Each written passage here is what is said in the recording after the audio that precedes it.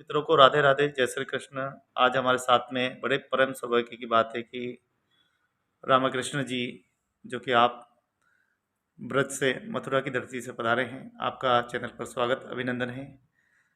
आइए जानते हैं रामकृष्ण जी का आज मेवाड़ की इस धरा पर किस प्रकार के आयोजन रहे हैं और आगे क्या कार्यक्रम है और क्या संदेश देना चाहते हैं। जी, स्वागत है आपका। मोहनलाल सुखड़िया विश्वविद्यालय उदयपुर में संस्कृत विभाग द्वारा एक 2 दिवसीय कार्यक्रम का आयोजन 5 और 6 फरवरी को रखा गया था और इसका विषय था राजधर्म और सुशासन संस्कृत साहित्य में। और इसमें पूरे देश से विद्वान लोग आए थे। इसमें वर्तमान समय में जो राजनीतिक परिस्थिति हैं, बढ़ते अपराध हैं, मानवाधिकारों को खतरा है, धर्म है, संस्कृति है, मूल्य हैं, नैतिकता है,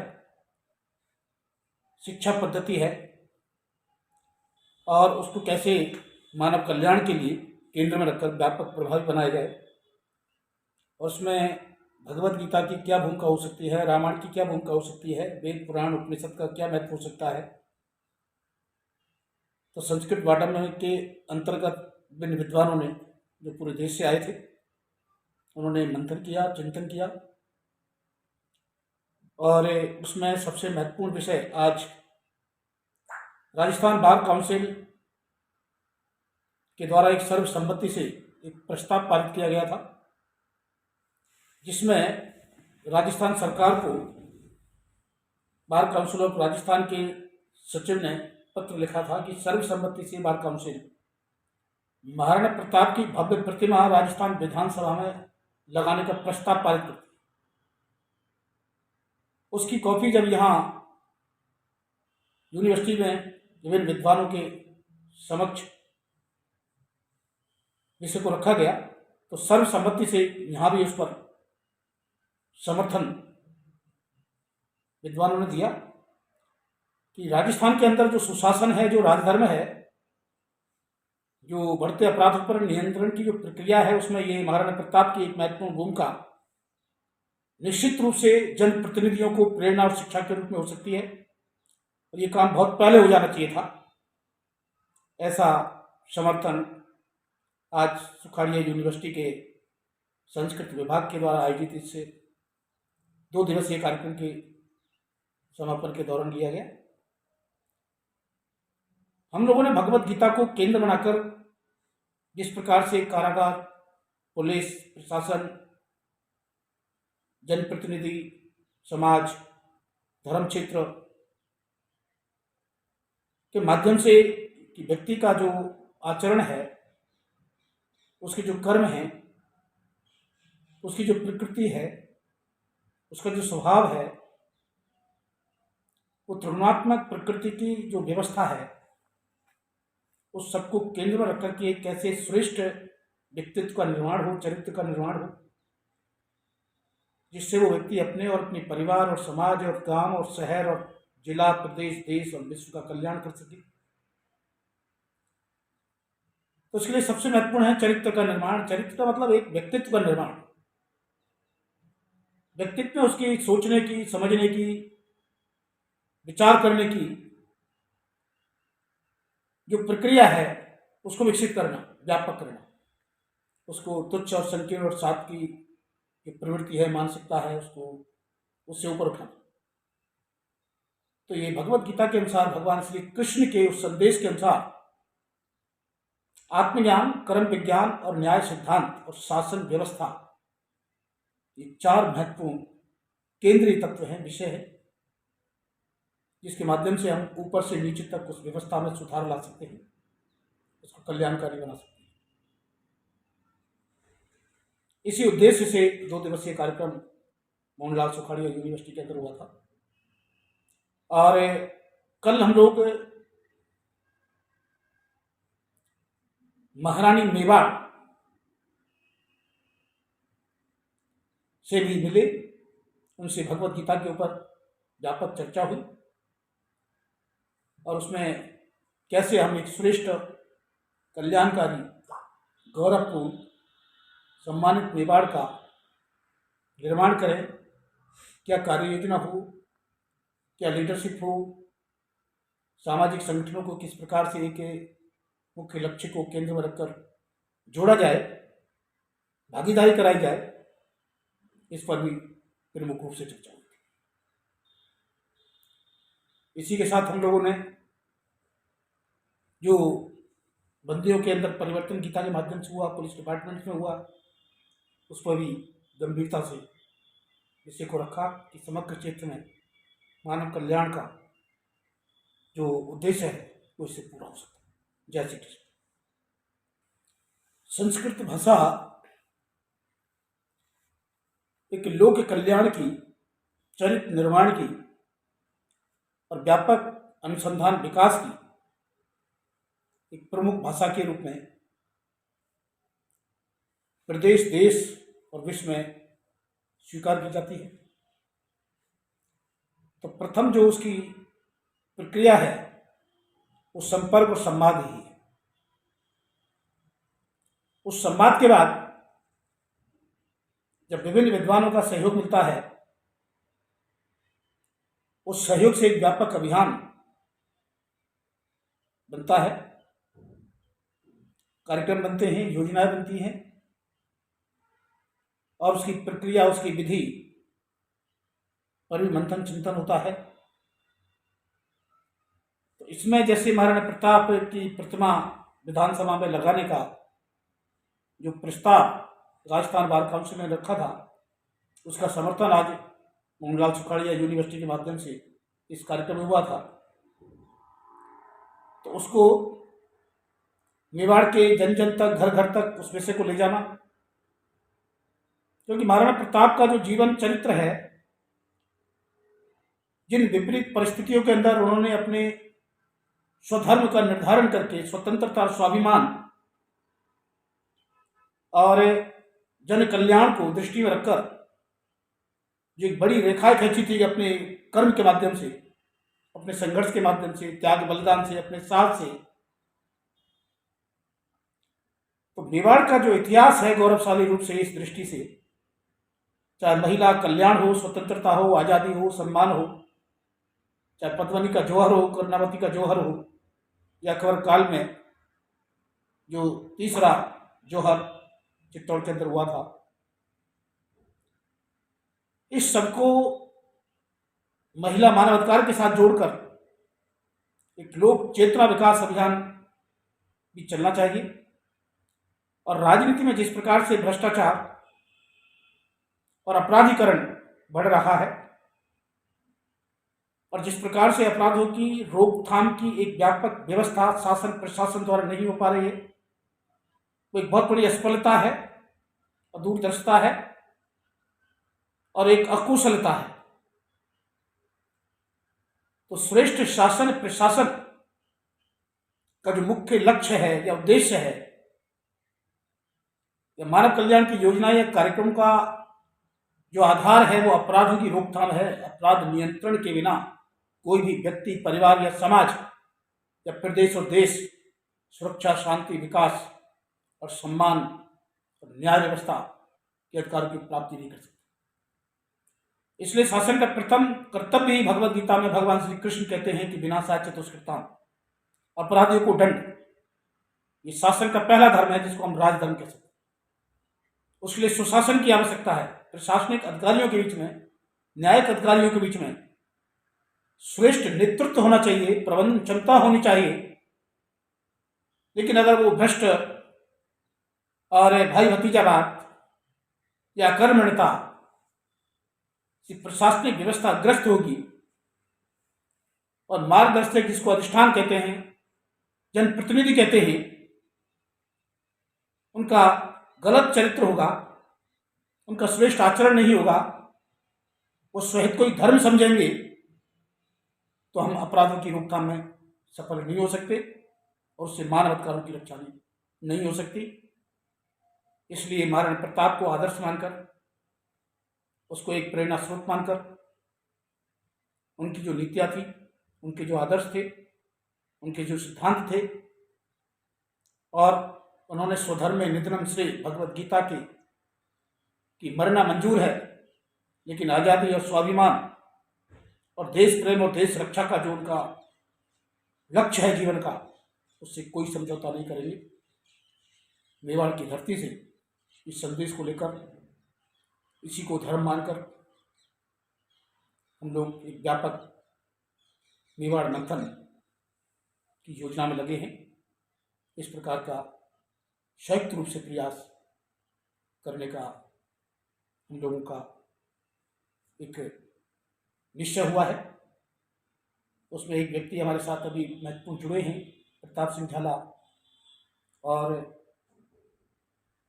पन्नाधाय के वंश से ही इंजीनियर रवि धावाई।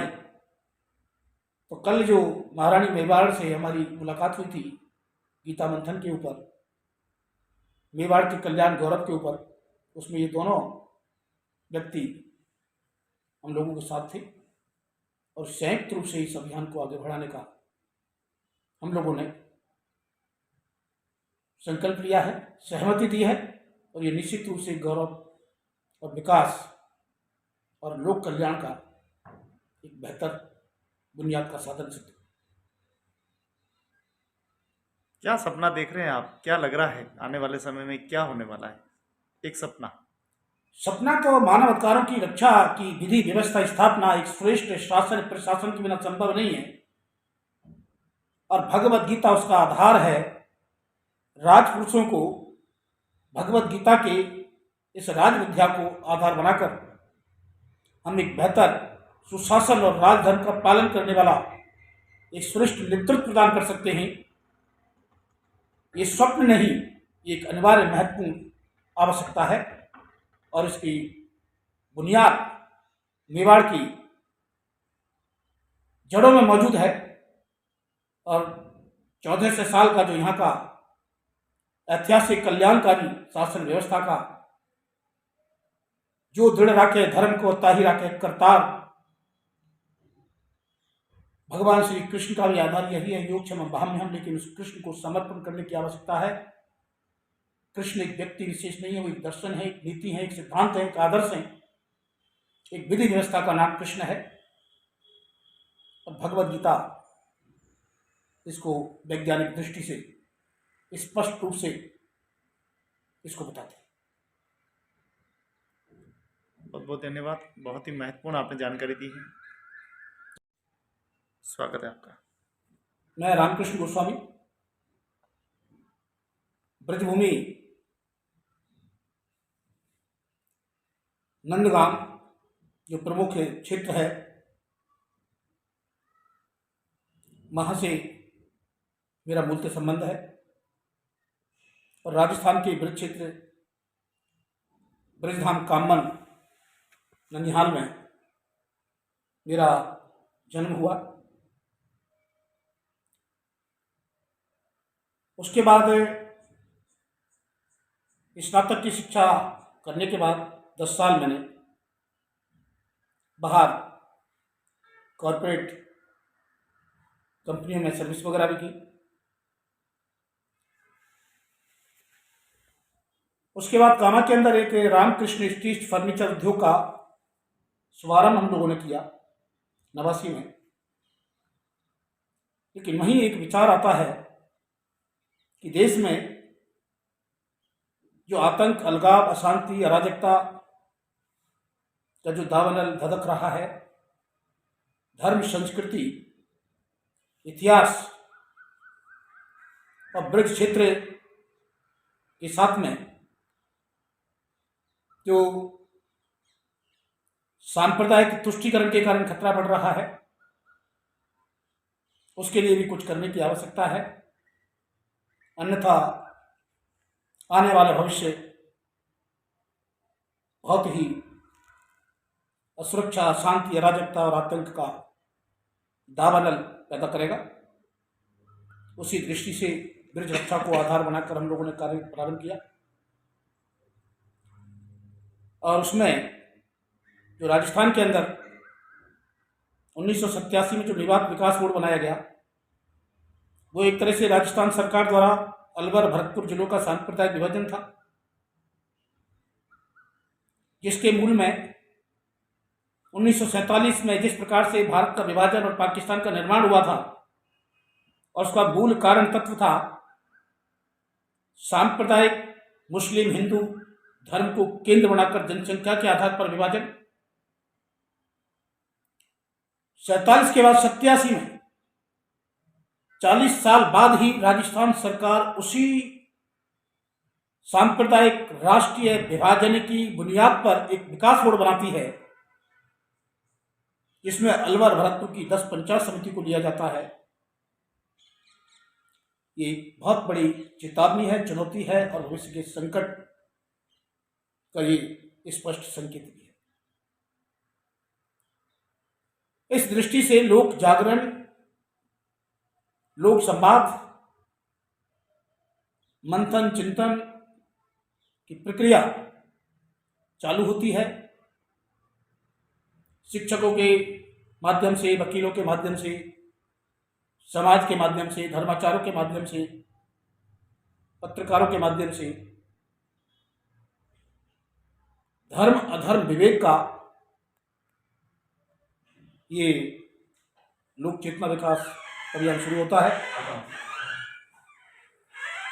और इसी को आधार बनाकर कि धर्म क्या है, अधर्म क्या है, नीति क्या है, अनीति क्या है, न्याय क्या है, अन्याय क्या है, उसके लिए यूनिवर्सिटियां, विश्वविद्यालय एक बहुत बड़ा धर्म क्षेत्र साबित हो सकते हैं। पुलिस प्रशासन, कारागार के अंदर भी हम लोग लगातार कार्यक्रम कर रहे हैं, और धर्म की एक नई परिभाषा निकल के सामने आई इस मंथन के बाद, जिसको राजस्थान उच्च न्यायालय के जयपुर सभागार में 31 अक्टूबर 2021 को सरदार वल्लभ भाई पटेल जयंती पर आयोजित एक कार्यक्रम में एक सर्वसम्मति से एक निर्णय हुआ, जो ऐतिहासिक और वैश्विक जो संकट है धर्म के नाम पर, अधर्म को, अराजकता को, आतंक को, अन्याय को प्रश्रय देना, उससे मुक्ति का आधार बना, उस परिभाषा जो धर्म की आई, उसमें स्पष्ट रूप से ये कहा गया कि न्याय ही धर्म की आत्मा है। अन्याय धर्म नहीं हो सकता, अन्याय नीति नहीं हो सकती, अन्याय कल्याण का साधन नहीं हो सकता। इसलिए धर्म चर्चा के लिए धर्म केंद्रों पर धर्माचार्यों को न्याय की विधि व्यवस्था स्थापना को केंद्र में रखकर धर्म को उस रूप में परिभाषित करने की आवश्यकता है। उसमें लोक संवाद की आवश्यकता है, लोक चेतना विकास की आवश्यकता है। दुर्भाग्य यह है कि हम धर्म में न्याय की व्यवस्था को नहीं देख पा रहे हैं।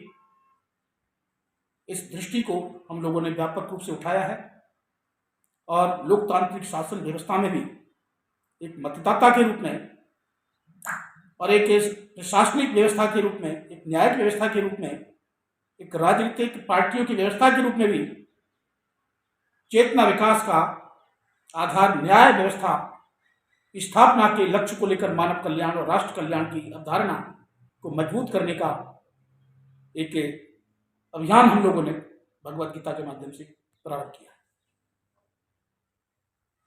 अभी अभियान में कितने लोग इसमें पार्टिसिपेट कर रहे हैं, कहाँ कहाँ ये अभियान चल रहा है, भारत के किन किन कोनों में ये लगातार प्रयास चल रहा है? ये राजस्थान के भरतपुर से प्रारंभ हुआ था। इसके बाद अलवर, फरीदाबाद, गुड़गांव, मथुरा, दिल्ली, जयपुर के अंदर व्यापक चर्चाएं हुई, गुजरात के अंदर चर्चाएं हुई, फिर जम्मू कश्मीर से लेके महाराष्ट्र तक, मध्य प्रदेश तक। जैसे मैंने बताया कि कारागार, पुलिस प्रशासन और शिक्षा केंद्रों पर, धर्म केंद्रों पर इस विषय को लेकर जो भगवत गीता का एक सीधा सा सिद्धांत है कि परित्राणाय साधूनां विनाशाय च दुष्कृताम् धर्म संस्थापनार्थाय संभवामि युगे युगे, धर्म की जो ये सनातन और सार्वभौम परिभाषा जगत गुरु श्री कृष्ण ने भगवत गीता के अंदर घोषित की है, वही शासन का राजधर्म है। और उसमें न्याय व्यवस्था एक महत्वपूर्ण उसका आधार है, और उसके लिए श्रेष्ठ नेतृत्व और प्रबंधन की आवश्यकता होती है, हेल्पिंग हैंड की आवश्यकता होती है। और वो एक तरह से धर्म युद्ध है, न्याय और अन्याय के बीच में, स्वार्थी और परमार्थी व्यक्तियों के बीच में। और ये सतत संघर्ष इस विश्व में हर युग में होता है और होता रहेगा। ये तुलनात्मक प्रकृति के माध्यम से व्यक्ति धर्म और अधर्म का आचरण करता है। ये दूरदर्शिता की जो दृष्टि और सोच है, वही व्यक्तित्व निर्माण अच्छे और बुरे के लिए बुनियाद स्थापित करती है। और भगवद गीता तुच्छ संकीर्ण और स्वार्थ की मनोदशा से मुक्ति का एक महायोग है, एक विज्ञान है, और इससे बड़ा साधन अपराध मुक्त समाज निर्माण का या मानव अधिकारों की रक्षा का कोई दूसरा नहीं हो सकता। जैसा कि आपने बताया कि राजस्थान की विधानसभा में महाराणा प्रताप की प्रतिमा लगाई जा रही है, तो गुजरात में, महाराष्ट्र में और अन्य राज्यों में आपको किन किन महापुरुषों को देखते हैं कि वहाँ उनकी प्रतिमा होनी चाहिए ताकि न्याय व्यवस्था ठीक चले? अभी मुख्य जो उद्देश्य या लक्ष्य है, वो अभी राजस्थान की विधानसभा में महाराणा प्रताप की प्रतिमा स्थापित करने का है।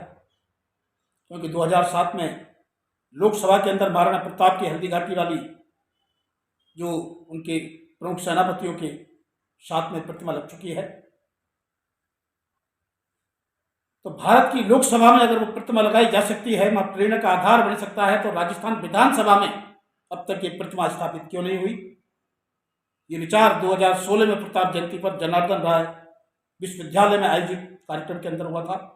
उसके अंदर लगातार जनप्रतिनिधियों के साथ में, शिक्षाविदों के साथ में, पत्रकारों के साथ में हम लोगों ने इस विषय को रखा है, और राजस्थान बार काउंसिल के द्वारा भी सर्वसम्मति से ये प्रस्ताव राजस्थान सरकार को भिजवाया गया। अन्य राज्यों में क्या स्थिति है? पहले एक लक्ष्य पूरा हो जाए, उसके बाद अगली योजना प्रारंभ करेंगे।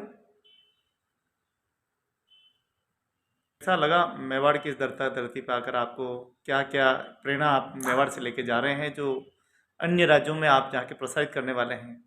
क्या क्या मिला है इस मेवाड़ की माटी से? मेवाड़ में पहली बार नहीं आया।